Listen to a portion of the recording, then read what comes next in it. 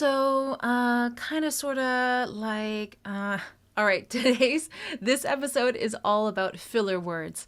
How concerned should we be about using filler words when we notice that we're using them a lot in our speaking? Well, let's admit it.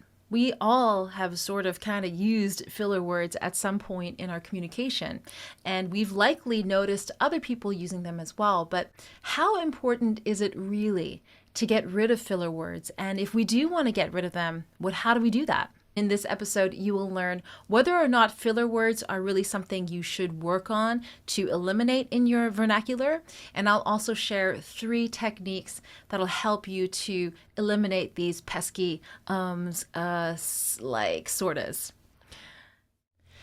Our ability to influence others is directly impacted by the way we use our voices. After over 16 years coaching some of the world's biggest voices in business, music, TV, and film, I can say with certainty that if you have a voice, then you can learn to use it with confidence and skill. My name is Crystal Diaz. Welcome to the Vocal Branding Podcast. All right, in this episode, we are talking about filler words. Kind of like, sort of, you get the drill, right?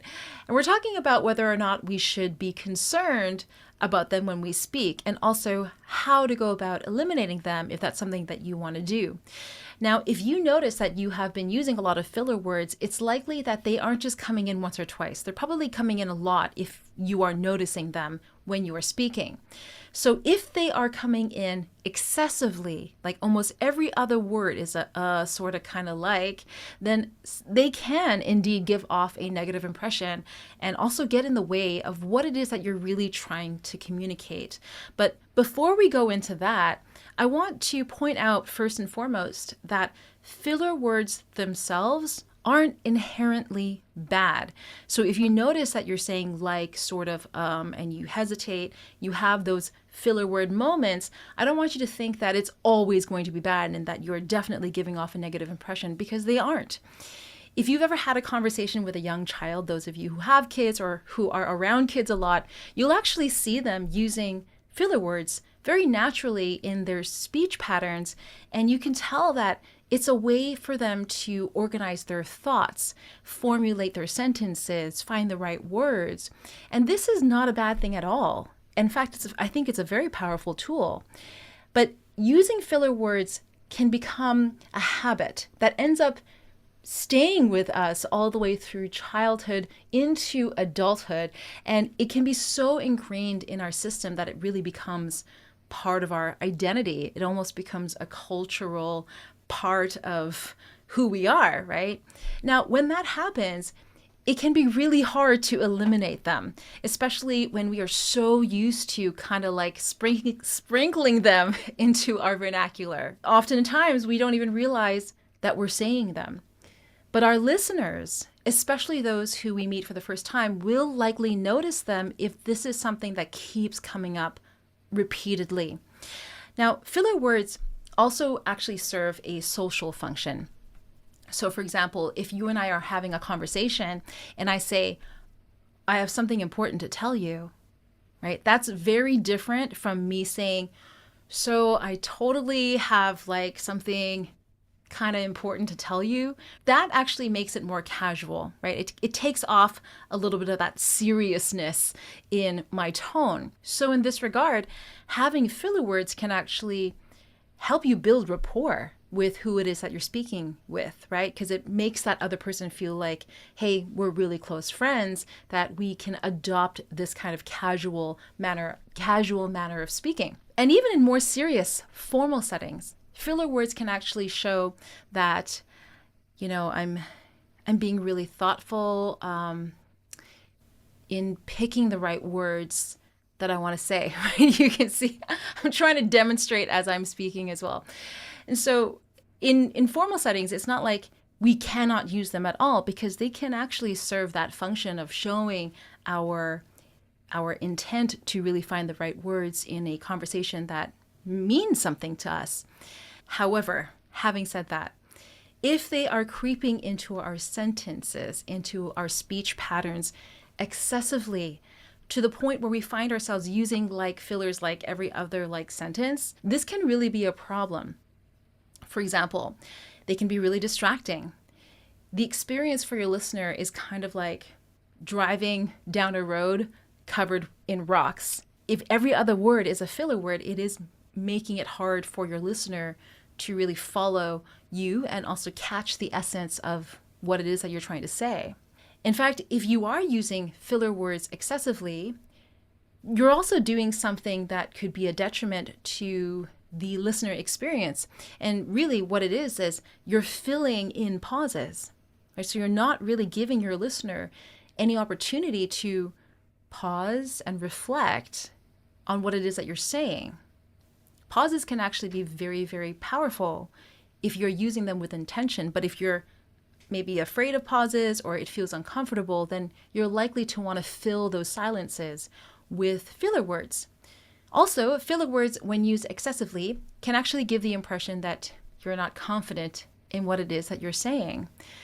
So if I'm delivering a presentation to colleagues at work, for example, and I say, this year has the company has shown incredible like growth in the first quarter, right? So even though I'm trying to say this sentence, but you can hear it's peppered with uhs and hesitation. And so you can see how this can completely undermine the credibility and authority with which I am presenting the fact that the company had this incredible growth in the first quarter.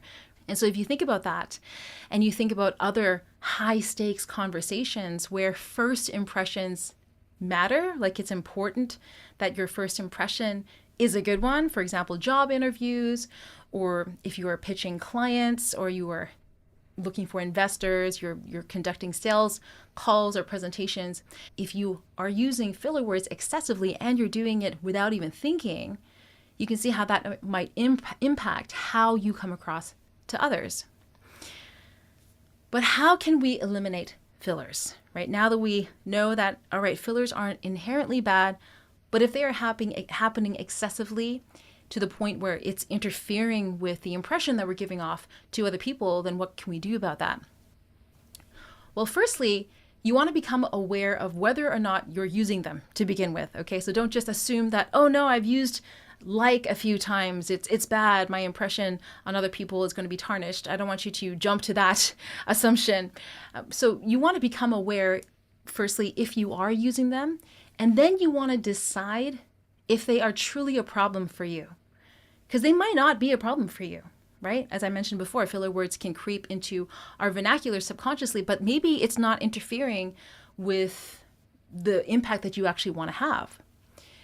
But if filler words are so ingrained in your speech patterns that you yourself don't even know if you're using them, then you may need to ask a close friend or ask a mentor for feedback. You can even record yourself speaking. For example, in an interview setting or in a presentation that you're giving, just record yourself and replay it back to see if filler words are coming out of you without you even realizing it. Now, I get it that the idea of recording yourself and reviewing it back can seem very intimidating, because it is. Honestly, it is very intimidating to record yourself and then have to watch yourself back. But if you really want to use your voice more confidently and you know that speaking is something that you want to get better at, then doing this will be well worth it. The more you record yourself and listen back, the better you will be at becoming more aware of those habits that are coming in that you don't even realize could be interfering with what it is that you are trying to communicate. All right, so once you have determined that yes, you do use filler words, they are coming in very, very often, and yes, you've determined that they are a problem in your communication and you want to work on eliminating them, then what do you do next, right? Well, firstly, I encourage you to think about filler words as simply a habit that you have developed subconsciously over a period of time. And like with all habits, they have served us in some way, right? There's a reason why we developed the habit to begin with. So if we think about that, we can look at filler words as something we've been relying on to help us achieve something. So I want you to think about how you might be relying on filler words. How are they actually helping you? What are they doing that makes you want to gravitate towards using them so regularly and so subconsciously? For example, it could be that you are relying on filler words because deep down you're uncomfortable with speaking your mind, or you want to soften your manner of speaking. Or maybe you have a fear of saying the wrong words. You're worried about upsetting people or ruffling feathers. And so filler words may be something that helps you to buy some time as you really think about what it is that you want to say before you say it. Now, both of these examples are actually personal experiences of mine, okay? So I grew up as a vocal performer, and so I have a ton of baggage, all right? So if you and I ever get a chance to have a conversation, I will tell you all about it, and we can share details. I'm happy to share, always an open book when it comes to things like this. So yeah, I have a lot of baggage when it comes to making sure that my voice sounds right. I gotta sound perfect. I don't want people to not like what they hear. That's what was ingrained in me. And so I was always afraid of ruffling people's feathers, right, so to speak, as I mentioned before. I was afraid of making people feel uncomfortable with what it is that I had to say or the way that my voice sounded. Again, that's coming from a performance background where everything that comes out of you has to be crowd pleasing. So these internal fears of mine, or this internal baggage, actually, for me personally, did not translate into me relying on filler words per se, but it definitely led me to suppress my own opinions, not raising my hand to speak up, or really doubting myself in terms of my communication. And so those fears that I had based on these belief patterns came out in other areas of my vocal patterns. And this happened both in speaking and singing. And I'm sharing this with you because coaching really helped me to be able to identify these internal beliefs, which then led me to recognize the patterns that resulted from these internal beliefs of mine. So I invite you to consider the same question. In what way might filler words actually be serving you? Are they helping you to soften your communication? Are they giving you sounds to hide behind so you don't really have to say what it is that you really want to say? All right, so then when you come up with some answers, ask yourself, is it really necessary? What would it look like if you did express yourself without hesitation? What would it look like if you shared your thoughts, knowing that not everyone might agree with you, knowing that you might ruffle some feathers, but trusting yourself enough to do it anyway? Spending time reflecting on questions like these, and even sitting down to journal them out, is a very helpful process because it will give you some very, very incredible insights that can help you increase your self-awareness, which means you're going to be better at identifying or noticing when those filler words start to come in. Okay, so that's the first step. You want to become aware of whether or not you are actually using filler words, and then you want to decide if they are indeed a problem for you and something that you want to change. Then I encourage you to reflect and journal on where this reliance on filler words might be coming from. How might they actually be helping you? Now, this step that I've just described is related to internal work, and it is work that is so worth spending time doing because the inner voice always dictates how the outer voice comes across, right? On a subconscious level. And so if you want to improve the way that you express yourself, you want to improve your communication, then a huge part of that, or very important part of that, is to examine how your inner voice, those inner thoughts, that inner monologue might be interfering with the way in which you are expressing yourself vocally, audibly, all right, your outer voice. Now, you might be wondering if there are practical exercises or techniques that you can work on to help shift this habit of using filler words. And so I'm going to share 3 practical strategies with you that you can try, and they are all examples of techniques that I teach both my vocal students for singing and my voice coaching clients for speaking. Strategy number 1, practice breathing exercises, especially ones designed to deepen and lengthen your breath. Now, breathing exercises can help you to manage your airflow, of course, but they can also help you to get into the habit of speaking with greater smoothness and control. Also, through breathing exercises, you can learn to replace that shallow or more anxious manner of breathing, also known as clavicular breathing, that kind of breathing. You can replace that style of breathing with lower abdominal breathing. And doing this can actually really help you to manage your own focus and your own emotional state as well. Because when your breathing pattern is unregulated, or it's all over the place, right? You're just breathing here and there without any sense of awareness or control on how you are breathing, then it can lead you to feeling more uncomfortable and unrelaxed. And what happens when you are uncomfortable? Well, we tend to resort to those ingrained habits, like using filler words. Strategy number 2, get used to projecting and articulating your voice. In my programs, I teach my vocal students and my coaching clients how to practice exercises that I call acoustic amplifiers. So these exercises, as you probably guessed, are designed to teach you how to project and amplify your voice naturally. So we're not talking about just being loud or yelling across the room. That's not what we're talking about. These exercises are designed to help you naturally and safely project your voice. Now, when it comes to both speaking and singing, it's really common for somebody to want to shy away from just hearing themselves, really shy away from the sound of their own voices as it's coming out of them. So vocal exercises can help us to normalize the experience of hearing our voices in its full capacity. And so this means you are less likely to shy away from opportunities to speak up or sing up or express yourself fully. Now, when this happens, you will naturally start to reduce the reliance on filler words because you're not going to rely on them anymore to hide that discomfort around speaking up and being heard.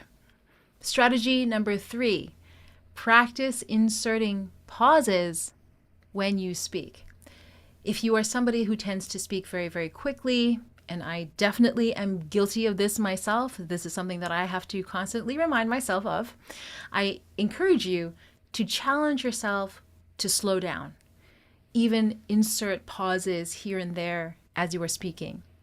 The more you practice slowing down and inserting pauses in your conversations or even in your presentations, the less likely you will feel that instinct to rely on filler words to fill up those silent gaps. In stage and in radio, we call it dead air, right? None of us performers ever want to have dead air in any kind of performance setting. But when we're conversing with people, that's a different thing. And so we can reframe that fear of silence or that fear of dead air with giving our listener an opportunity to absorb and reflect on what it is that's being said. It also gives you that opportunity to refocus your thoughts and really reflect on the conversation as a whole. All right, again, those 3 practical strategies to help eliminate your reliance on filler words are, number 1, practice breathing exercises, specifically ones designed to deepen and lengthen your breath. Number 2, practice articulating and projecting your voice so that you get used to hearing the sound of your own voice in its full capacity. This is also going to help you reduce your instinct to want to hide behind filler words. Number 3, practice slowing down and inserting pauses when you are speaking so that you can reduce the instinct to want to fill silences with filler words. Now, I have one more practical and fun little exercise that I want to share with you. It is something that is more tangible and something you can start working on right away and having fun with right away as well. So we will get to that in a second. Now, in this episode, we talked specifically about the use of filler words and how they may interfere with your communication. But perhaps filler words aren't the only habit that you've noticed in your speaking voice. Maybe there are other habits or other sound qualities that you feel are getting in the way of your ability to really express yourself and communicate with confidence and authority. So I previously recorded a masterclass called 3 powerful techniques that anyone can learn to speak with natural presence and charisma. And for a limited time, I'm making the replay of this masterclass free to watch. So in this 1-hour class, you will learn how to change your voice in 3 simple ways to instantly increase your confidence, your authority, and your influence. My philosophy is that if you've got a message to share, then let's work on unlocking the full potential of your voice so that you can communicate in a way that truly creates the impact that you want to have. To access this masterclass for free while it's still available, head on over to crystaldiaz.com/masterclass. You can click on the link in the description box where you are watching this video, or the link in the show notes if you are listening to this as a podcast. As promised, here is one practical exercise that you can get started on right away. If your ultimate goal is to speak with greater confidence and influence, then you may be surprised to learn that singing is actually one of the most powerful and most efficient ways for you to gain mastery over your voice. And so to end this episode, I want to teach you one line of a song. And the end goal here is for you to start working on refining your vocal tone. The line we're going to work on is from the song Yesterday Once More by the Carpenters. And it goes like this. When I was young, I'd listen to the radio, waiting for my favorite song.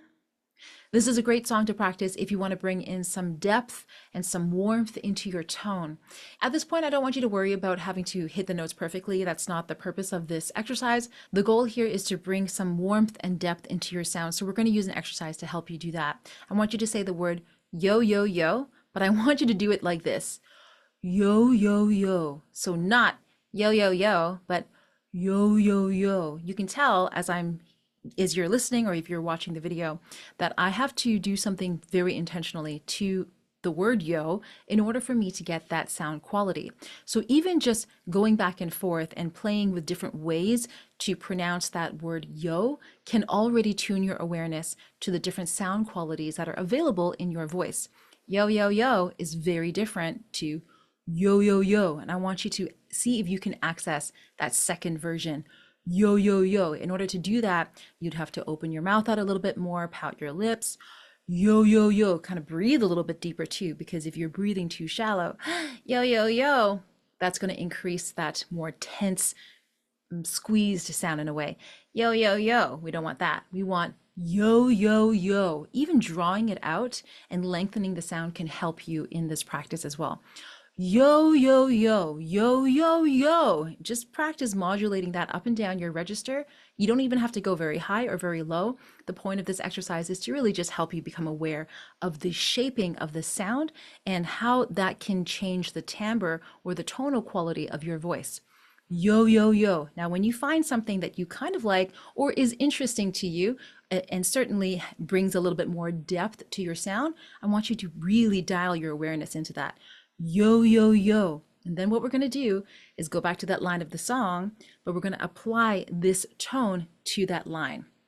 Okay, so here's how it's going to work. Yo, yo, yo, when I was young. See how I'm actually alternating now between the exercise and the words of the song itself. So I'm using the exercise as a way to discover the tonal quality that I am interested in. Yo, yo, yo. That's certainly deeper and has more resonant undertones. Yo, yo, yo. And then I'm transferring that experience to the words of the song itself. I call this mapping the experience of the exercise to the experience of the spoken word or the song. Okay. Yo, yo, yo, when I was young. What we don't want is this. Yo, yo, yo, when I was young. And you can hear that those are two very different things, okay? We want the similarities to come through. Yo, yo, yo, when I was young. And then if you want to, you can sing it. Yo, yo, yo, when I was young, I'd listen to the radio. And hopefully now you can hear how I am intentionally recreating or maintaining that tonal sound that I created using the exercise. So I hope this exercise opens your awareness to what is possible in your voice. The voice truly is a very, very powerfully expressive instrument that I think many of us underutilize and underestimate. Music and singing in particular are powerful ways for you to really tap into the creative, expressive parts of yourself that you may not have the opportunity to explore in your day-to-day life. So I hope that inspires you. Again, I hope you enjoyed this episode, and if you did, be sure to check back again soon for more tips and strategies on how you can find your authentic voice and use it to share your gifts with the world with unshakable confidence.